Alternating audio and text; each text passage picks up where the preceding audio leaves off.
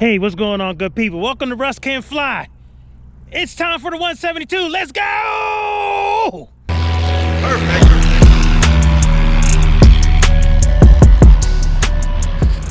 Okay, so this is not going to be a real complicated flight. So every 3 months, I have to make sure I fly the 172, and then I actually fly 152 Little Sammy, and I'm always going to keep flying that because I love Little Sammy.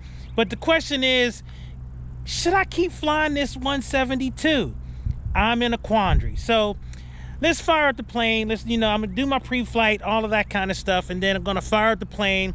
Got a little short trip to a smaller airport just to kind of get my currency. Nothing too fancy, but let's talk about this. Should I keep flying this 172? I don't know. All right, so let me get to this other stuff, and we'll get in the air and let's talk. All right, so I'm in the plane, just gonna get my seatbelt on, get this checklist out, fire up this engine. So yeah, it's actually been, so at the recording of this video, it's been almost 3 months since I've been in a 172. And that's because, of course, I've been flying Little Sammy over there, mostly. And I've been flying that Piper Archer. So yeah, so let's get this engine started and we'll get everything underway. All right, mixture is going to go full rich. Carburetor heat is cold. Anti-collision beacon is going to go on. Master switch is going to go on. We're already primed. Throttle to a 1/2 inch. Clear prop. All right, looking around, don't see anybody. We seem to be good. All right, Alpha uniform, what you got?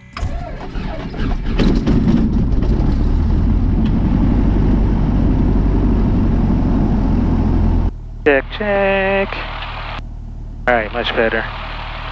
It's amazing how much this noise cancellation, the difference that it makes. It's huge, absolutely huge. All right, just making sure I have all my communications. Oh, look at that Cirrus. That's nice. Very nice. All right, so let's go up here. Check our brakes. Gonna go out to 5. And we'll do our run up and we'll go from there. All right, let's go up and check our brakes. All right, brakes feel good. All right, so check our instruments while we're moving here. All right, heading indicator is moving, ball is opposite, compass is moving freely, and nice movement on the heading indicator. And everything looks to be good. So welcome back to the 172, and that is going to be the question: should I keep flying this airplane? And you know, it's going to be interesting to kind of think about and kind of talk through. And I definitely will thank you for listening to my chatter as I'm talking through this. But yeah, it's interesting because this currency flight is what made me think about, is it time to, I don't know, maybe stop flying it, but I don't know. So I'm gonna go up here and do my run up, and then we will be on our way. Everything feels free and correct. Trim set for takeoff. Flaps are up. Mixture is full rich. Carburetor heat is cold. Gonna turn on our taxi landing lights. Nav light is on. And we won't worry about our strobes. Throttle friction is adjusted and we don't need pitot heat, so everything is good. Gonna go out to the northwest and climb on up to 4D500. And if I'm not making good power, I will abandon the landing. And if I'm not up by that windsock, then we'll probably abort. Doylestown traffic. Cessna 734 Alpha uniform departing runway 5 out to the northwest, Doylestown. Okay, I don't see anybody coming or on final. I don't hear anything, and I don't see anybody on the field. So let's go up, taxi up, line up and wait, as they say. And I've told you folks so many times, this is so exciting. This will never get old to me. Never, ever, ever. That wind looked like it's shifting on me a little bit, so. Still sound traffic, Skyhawk 1323 extra on the VLR Alpha on a 3-mile final. Still sound. Alright, I see 5. 5 and 5. Alright, heels to the floor, full power. Alright, engine instruments in the green, oil temp, oil pressure, suction, all look good. Airspeed is coming alive. And we should be ready to fly. And we're off. That's one thing I remember about Alpha uniform, that door handle creeps up on you. Alright, climbing out at 1,000 feet a minute. That's the one thing I remember about Alpha uniform. This plane is a beast. And Town traffic, Cessna 734 Alpha uniform, left crosswind turn out to the northwest, last call, Doylestown. And it is a little windy up here, and if you look out there, you can see it's definitely some cloud layers, so we'll just have to be paying attention. And there's a couple things going on. There's an active military site going on, something. Alright, so climb checklist, mixture's gonna stay full rich, taxi landing light can come off, and I'm gonna keep my throttle where it is. And I'm just looking for traffic. So there was a plane coming in on final, and I don't know if he was paying attention or not, but I definitely had made the call that I was departing runway 5, and he just said he was coming final. He didn't say which runway. If he would have told me which runway, I would have said to him that, if you're coming 2-3, I'm departing 5. So alright, so I'm going to have to be paying attention to these clouds. It's not the ceiling, but they definitely are down around this layer.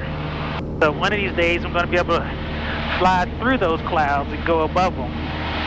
Flying underneath the clouds, and like I said, one day, if you look out there, I'll be able to go on top, go through the clouds, be on an instrument flight. Yes, I'm still interested in doing that, and I'm going to. So right now, I am just enjoying my flying. Okay, so today's mission. So 2 things. One, as you see a little bit of rain start to hit, and I see a little bit of rain over there too. This is a currency flight. And yes, I've flown through the rain a couple times. Still have my visibility, so I'm good. But yeah, as you can see, there is rain. The one thing I do want to pay attention to with this rain is just to make sure that there's no icing. Okay, so this mission, the mission of this flight is currency. And at many airports where I rent aircraft, they have a currency period. And so in order to maintain current in a particular aircraft, you have to fly at least once every 90 days. And so I got an email that my currency was about to lapse in 15 days for a flight in the 172. This flight today is to take care of that issue. But this is where you come in. So one of the things that I am definitely noticing is that I'm flying 172s less, because instead of the Cessna 172, I've been flying the Piper Archer. And as you can remember, the Piper Archer, that 7.6 mic, I'm praying that that is the airplane that I will be able to do my IFR training in. Hold on, I got distracted. Oh man, I wish the cameras could pick this up, but there's like rain, like right over there, so I can see the rain. It's like, that is such a trip. Anyway, I'm getting distracted. Okay, so I'm really wondering if I should stop thinking about flying the 172 and just let my currency lapse. Or is that dumb? I don't know. Because really, the only reason why I'm flying this airplane today, and actually I love flying Alpha Uniform, it's a great airplane when the avionics are on point. But I mean, this plane cooks. I mean, we got a 8-knot headwind, and I'm still doing 104 knots over the ground. So yeah, this baby cooks. And this is the airplane I like to fly people in if I'm going to fly people, because it's definitely a solid aircraft from that standpoint. Yeah, so I'm torn about the whole keeping my currency in the 172, but at the same time I like to have access to this aircraft. Let me know what you think in the comments, because one of the things I don't want to do is make a poor decision only to regret it. And so that's why I'm asking you guys, what do you think? I still like to fly this plane. This is where I have the majority of my 200 plus hours now, is in this platform, Cessna 172. Did all my training in the Cessna 172. The flying that you see in the Piper, I might have 10 hours, 15 hours, something like that, and I'm trying to increase that, so by the time me and Max fly and I'm doing my training, I'll have more hours under my belt. So that's the main point of this flight today, just to do a nice easy cross country in Alpha Uniform. All right, so so I'm just flying out, just enjoying the flight. Alpha Uniform is just a great airplane, and I'm hoping to have some special guests in the not too distant future in this airplane. And the reason why I'm going to be flying them in the Cessna as opposed to the Archer is just ease of entrance and exit, my familiarity with the platform, and also when I'm flying new people, I want them to be able to see down, and that's one of the things that's kind of cool about a Cessna. You can't beat the views down. I can't see above the wing, but I can definitely see the ground quite nicely, and that's kind of the cool thing. Now, one of the things that I find interesting about this flight, so if you look out, the clouds are, they're called view at 5,000. So I'm at 4,500 feet, give or take. So I am the required amount of distance below them, but then there's none. So those clouds are the 4,000 or 5,000 feet, and then those clouds over there that's the ceiling. Those clouds are 9,000 feet, broken. So I can't go anywhere near that. Well, I could fly over top of these, but that wouldn't make any sense to do that. One of the things that's interesting is every time I get near one, it gets really turbulent. So one of the things I'm going to have to tell people when I'm flying with them is that when you go into clouds, there's two things that happen. One, your vision is blurred. You can't see. And if you've ever been on a commercial flight, you know that to be true. If you're looking out the window, once you're in the clouds, you can't see. But you're still flying. You're still moving. Stuff is still happening. So even though you can't see, there's still stuff happening. So you have to be on your P's and Q's. But the other thing is, you get in that cloud and sometimes it gets a little turbulent. And I think that just has to do with the fact that, when you're outside the cloud, the air pressures are one way, but when you're inside the cloud, the air pressures are a completely different way. And so it'll bounce around a little bit. And so just know that you're ever on a commercial flight and you're going through clouds and you're getting worried because it feels like it's bumpy. Don't worry. It's just difference in air currents and air pressure. And so, but most people don't like turbulence. I don't like turbulence. I don't like turbulence even when I'm flying myself, let alone if I'm flying with, that I can't see. especially before I became licensed. I mean, I was just like any other normal passenger. I'd feel turbulence and would not be happy. So, but just know it's no big thing. So you can go into that cloud and you can't see, well, you know, instruments are your guide once you can't see. And, you know, it gets a little turbulent, but everything is going to be okay. It's just a difference in pressure. The airplane can handle it if you can handle it. And you can be able to handle it. No biggie. If you look right out the front there, you see this water right here, maybe a rock quarry or something, and then you'll see a couple of white roofs, and then like a blank spot. That blank spot is Lancaster Airport. We're actually going to fly right over it. And it is a Class Delta, but I am high enough to not impede or go into their airspace. All right, so I'm just checking everything, making sure we're good. Everything is good. Suction, oil temp, oil pressure, all look good. The other thing that's kind of interesting is not having to switch the fuel tank. Just starting to get used to that. So just little nuances.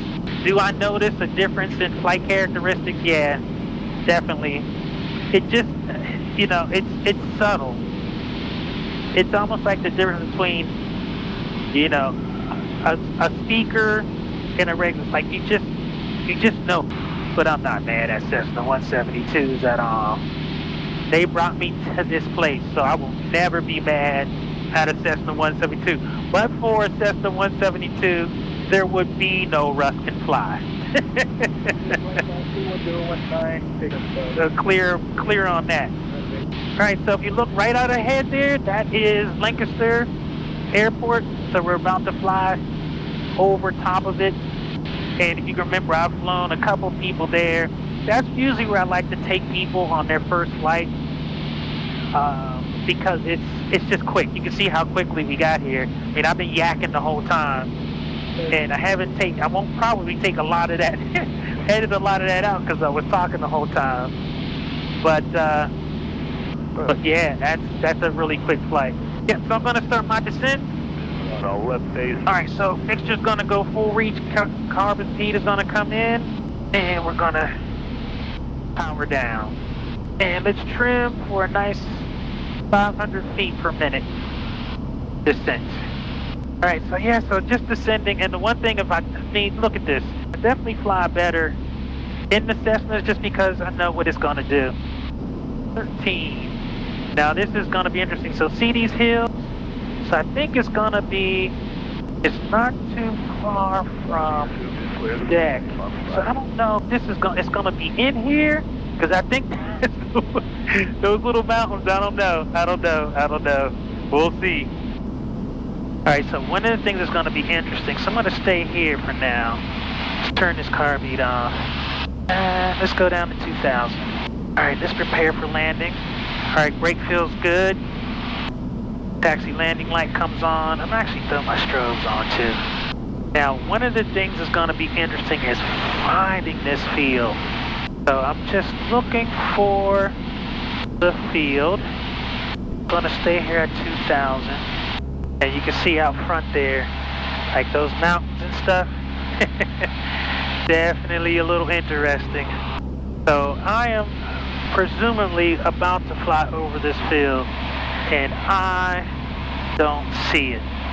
So I see Takeoff there to my right, and apparently it's supposed to be around here somewhere. So yeah, that's a no. It's a no. Alright, carb heat. Yeah, I don't know what's up with that. Okay, well, that was a bust. Alright, so I am going back up to 2,500 feet. I'm going to go out here. I'm going to switch my frequencies, and we're going to land at deck. Alright, so now we're flying over Lebanon.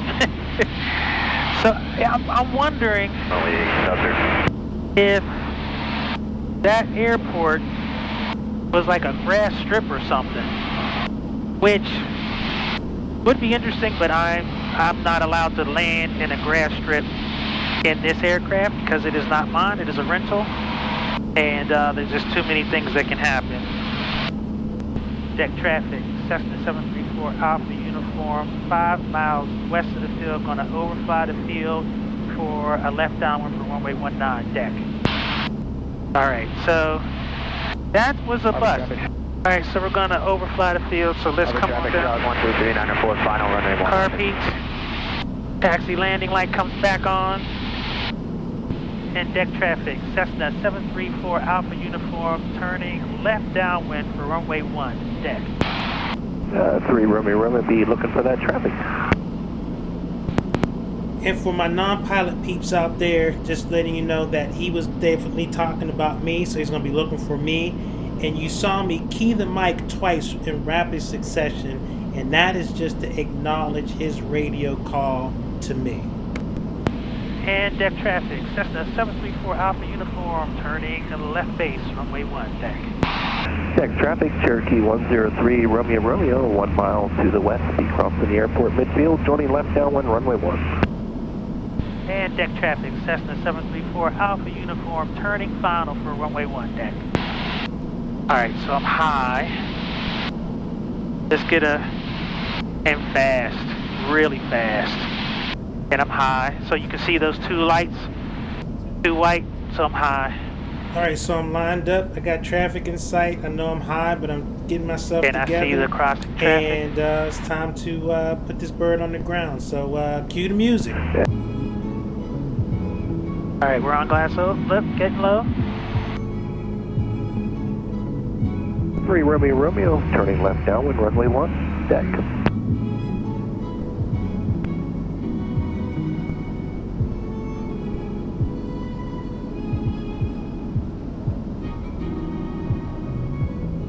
Alright, don't get slow.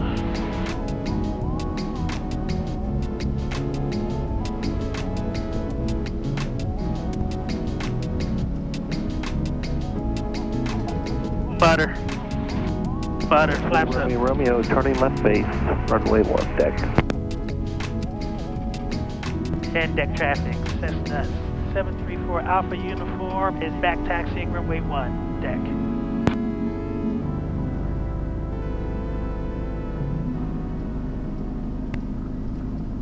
And I see the plane coming in there on final. And deck traffic, 3 Romeo is turning final, runway 1, deck. And deck traffic, 734 Alpha Uniform, clear, runway 1, deck.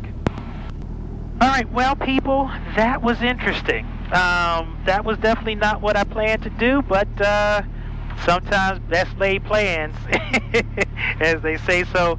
But anyway, thank you for flying with me. So I'm going to be current. I just landed, I flew. So yeah, so I was going to get some fuel. I might go over there. I've never actually gotten out and walked around that deck, so I might do that. But anyway, thank you for flying with me, Russ Kid. Russ can fly. I'm out. Peace.